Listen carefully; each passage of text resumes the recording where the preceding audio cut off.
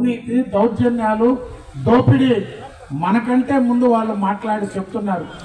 ఈ పట్టణంలో చూసాం, మీడియాలో రాస్తే విలేకరులను తరివి కొట్టారు, ఇళ్లకు పోయి కూడా కొట్టారు. ఎవరైనా ప్రెస్ మీట్లు పెడితే వైఎస్ఆర్ కాంగ్రెస్ పార్టీకి పోటీ పడుతూ పోలీసులు కేసులు పెట్టి పోలీసులా లేకపోతే వైఎస్ఆర్ కాంగ్రెస్ పార్టీ నాయకులు అన్నట్టుగా పోలీసులు ప్రవర్తించారు. అధికారులు ఆఫీసులకు కూడా రావద్దని చెప్పేటువంటి పరిస్థితి. ఏనాడు కూడా ఎవరు ఎప్పుడు ఇటువంటి పరిస్థితులు ఊహించలా. కావలి నియోజకవర్గంలో ఇంత దారుణమైనటువంటి పరిస్థితులు వస్తాయని ఎయిర్పోర్ట్ తీసుకొచ్చాం.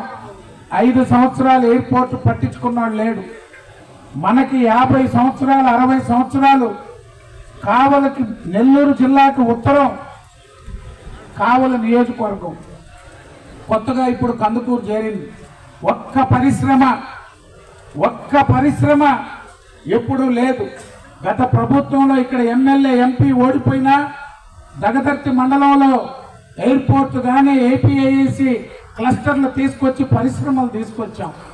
కావలి వైపు కూడా ఇండస్ట్రియల్ క్లస్టర్ తీసుకొచ్చి ఫారెస్ట్ భూముల్లో ఇండస్ట్రియల్ క్లస్టర్ తీసుకొచ్చేదానికి. ఎందుకంటే మనకు నిరుద్యోగ సమస్య ఎక్కువగా ఉంది.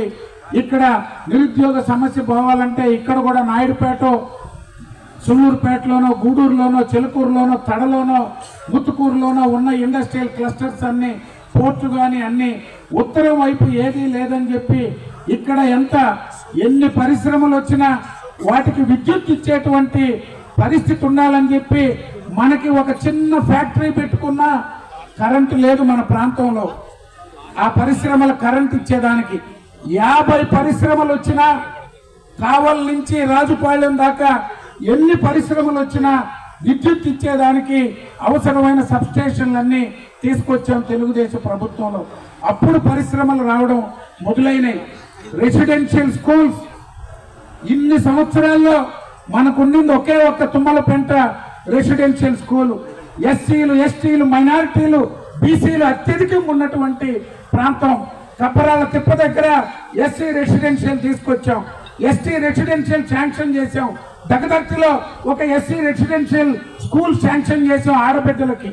బోగోల్లో మండల ఆఫీస్ వెనక బీసీ రెసిడెన్షియల్ స్కూల్ ఇచ్చాం. మైనారిటీలకి కావలి చెరువు దగ్గర మైనారిటీ రెసిడెన్షియల్ జూనియర్ కాలేజీ తీసుకొచ్చాం. ఈ 5 సంవత్సరాల కాలంలో మైనారిటీ రెసిడెన్షియల్ కాలేజ్ ఏమైందో మొదలు పెట్టాల. ఎస్టీకి, బీసీకి, ఫిషర్మెన్ కి ఒక్క కాలేజీ కూడా నడిచినటువంటి అభివృద్ధి చేసిన పరిస్థితి లేదు. ఎందుకు చెప్తున్నానంటే మన ప్రాంతానికి 5-6 రెసిడెన్షియల్ స్కూల్ వస్తే మన బిడ్డల సంవత్సరానికి 5,000 మంది చదువుకుంటారు. 5,000 మంది ఇప్పుడు వాకాడో, చిట్టమూరు, కోట, నాయుడుపేట, సుళ్ళూరుపేట, చిట్టమూరులకు పోయి మన బిడ్డలు చదువుకునే పరిస్థితి పోగొట్టాలని చెప్పి తెస్తే ఒక్క కాలేజ్, ఒక్క స్కూల్, బోగాలు మండల ఆఫీస్ వెనక రెసిడెన్షియల్ స్కూల్ ఇస్తే ప్రభుత్వ భూమి. ప్రభుత్వం మారంగానే అది పట్టా భూమి అయిపోయింది. లేఅవుట్లు వేసుకున్నారు. స్కూళ్ళు, కాలేజీలకు ఇచ్చిన భూములు కూడా. అందుకే ఎంత చెప్పినా తరగని ఆస్తి కావలి అవినీతి. పదే 5 సంవత్సరాల కాలంగా కమ్యూనిస్టు పార్టీలు, కాంగ్రెస్ పార్టీ, జనసేన, ప్రజా సంఘాలు ఇక్కడ కావలి పరిరక్షణ సమితి పేరుతో ఉద్యమాలు చేశారు. రాజకీయ పార్టీలు, మేధావులు, విద్యార్థులు, యువత, పాత్రికేయ మిత్రులు అందరూ కూడా ఈరోజు కృష్ణారెడ్డి గారిని ఒకటే కోరుతున్నా. గడిచిన 4 సంవత్సరాలుగా ఈ వైఎస్ఆర్ కాంగ్రెస్ పార్టీ శాసనసభ్యుడి మీద ఈ సంఘాలన్నీ ఈరోజు రాజకీయాల్లో కాంగ్రెస్ పార్టీ, కమ్యూనిస్టులు వేరేగా ఉండొచ్చు, భారతీయ జనతా పార్టీ, జనసేన మనం కలిసి ఉండొచ్చు. ఎవరైతే పోరాడారో, ఎవరైతే కావలి కోసం ఉద్యమాలు చేశారో మహిళా నాయకురాళ్ళు కూడా రేపు అధికారంలోకి వచ్చాక ఈ కావలి సమస్యలు తీర్చేదానికి మీ అందరి సూచనలు, సలహాలు కూడా పరిగణలోకి తీసుకుంటాం.